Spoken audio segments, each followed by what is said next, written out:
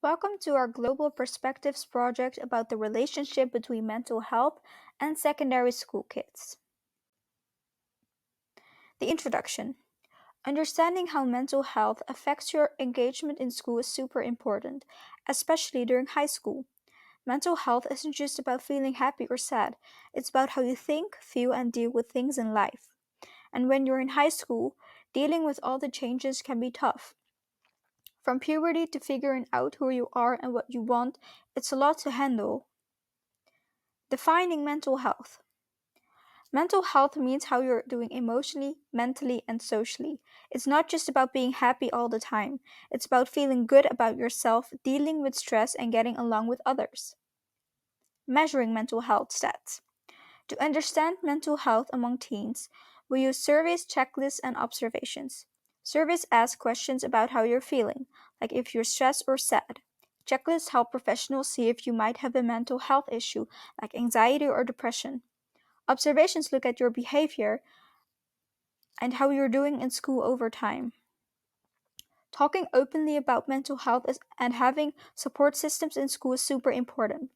By understanding how mental health affects school, we can create a better environment for everyone where well being is a priority. The expectations. For Finland, we expected that the secondary schoolers are expected to be mentally very healthy because of the way Scandinavian countries are portrayed in the media. For the Netherlands, we researched about the people around us because we are from the Netherlands, so the expectation is judged by how we think secondary school kids feel among us. We think that secondary school kids in the Netherlands are expected to be less mentally healthy than Finland's population. However, it is also expected to be healthier than Colombia's population. The expectation of Colombia is that the secondary schoolers are expected to be the least mentally healthy in comparison to Finland and the Netherlands. The Netherlands. Emotional problem increase amongst girls. In 2021, 43% of girls have reported to have some sort of emotional problem. In 2017, this was only 28%. That is an increase of 15% in the span of 4 years, which is an average increase of 3.75% a year. In 2021, a lot of students have also reported to have increased pressure from schoolwork that has added to mental health burden. 45% of secondary students reported to have been feeling a lot of pressure because of schoolwork. This was only 16% in 2001. Girls experience a more unfavorable development in this than boys. Drinking rates. The drinking rates among teenagers have stopped declining. 16% of 16-year-olds and 42% of 15-year-olds have reported to have consumed alcohol, and many of these people have engaged in binge drinking.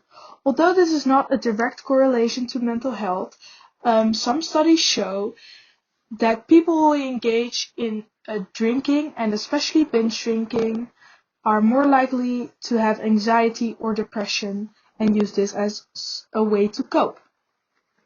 HAVO students. Research between 2021 and 2022 shows that HAVO students' mental health has declined. This is not the case with VWO and VMBO students. Causes of death among young people. In 2022, 19.9% of young people died because of suicide. Percentages. Percentage of students who reported always being sad was 2.6% in the Netherlands. Percentage of students who were very satisfied with life was 32.4%, also in the Netherlands.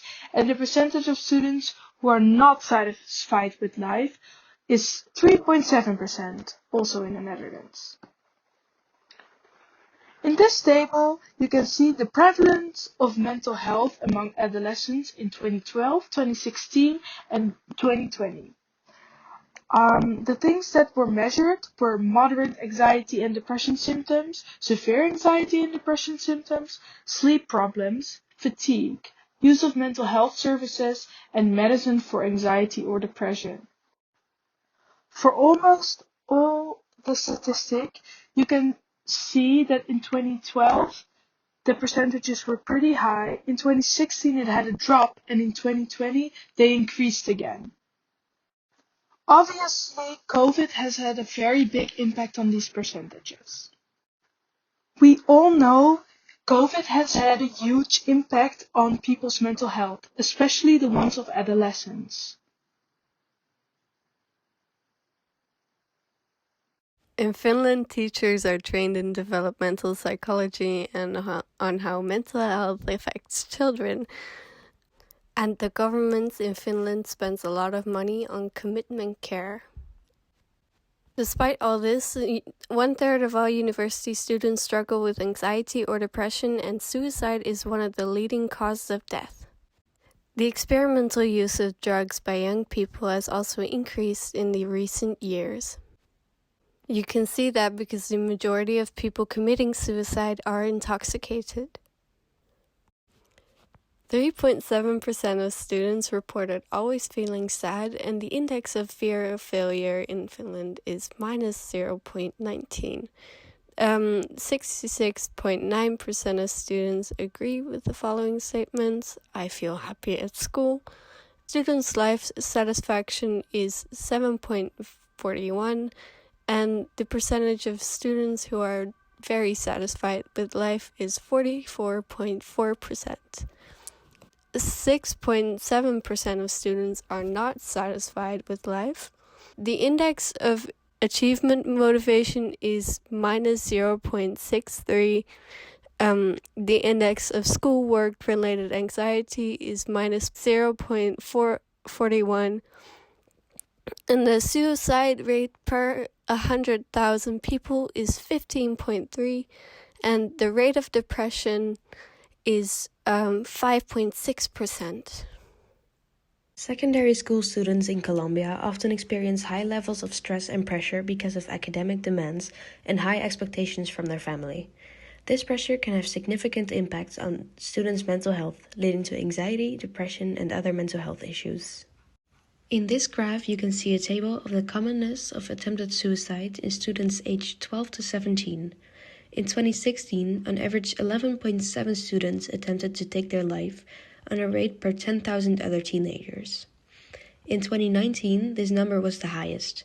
In this year, 19 out of 10,000 students attempted suicide. 5.7% of students in Colombia have reported to always feel sad. 10.1% of students are not satisfied with their lives. Many secondary schools in Colombia lack resources and support services for addressing mental health issues among students. While some schools may have counselors or psychologists on staff, access to mental health professionals is quite limited, especially in rural areas. Although the government has made efforts to make mental health services more accessible, there is also a shortage of mental health professionals, including psychiatrists, psychologists, and social workers. However, against their expectations, mental illnesses among students might not have everything to do with school. 92.2% of students have reported to be happy at their secondary school. This suggests an overall positive environment. Expectations versus reality. On the left-hand side, you will see all the expectations, and then on the right-hand side, you will see the reality and what we found while researching about this topic. We'll start with Finland. From Finland, we expected the secondary schoolers to be very mentally healthy because of the way Scandinavian countries are portrayed in the media. This was not actually the case because in Finland, only 66.9% of the secondary schoolers feel happy at their school. Then we go to look at the Netherlands, the country we personally live in, and how we feel people are around us. We expected this country to be a little bit in the middle. To be mentally less healthy than Finland's population, but also be healthier than Colombia's population, mentally then. In the Netherlands, 82.3% of the secondary schoolers feel happy at their school. Then we'll go to Colombia. Colombia's secondary schoolers are expected to be the least mental healthy in comparison to the other countries. We did a quick little search to see what Colombia's mental health was. We found in that one little search that it was not too good. But here it says, in Colombia, the vast amount, with 92.2% say to be happy at their secondary school. So, our expectations have not been met. Conclusion. The statistics do not support that secondary school and mental health of its scholars are in direct correlation to each other, as the percentages of people saying that they are happy at their school is higher than the percentages of people saying that they are satisfied with their life. This indicates the probable causes come from outside of school. It is also safe to assume that school can in fact play a significant role in some cases, even the main role, as there is still an amount of anxiety related to school and a fear of failing. All three country scholars are greatly affected by the pressure put on them by their schools. The Dutch scholars by a full 45%, and for the other two countries was no clear percentage found, but we have enough evidence to support this statement. On the index on school-related anxiety, however, Colombia has the highest score and the Netherlands the lowest, and Finland falls somewhere in between those scores. So, in conclusion, no, mental health and school are not directly affected by each other, but can still be of great impact on each other.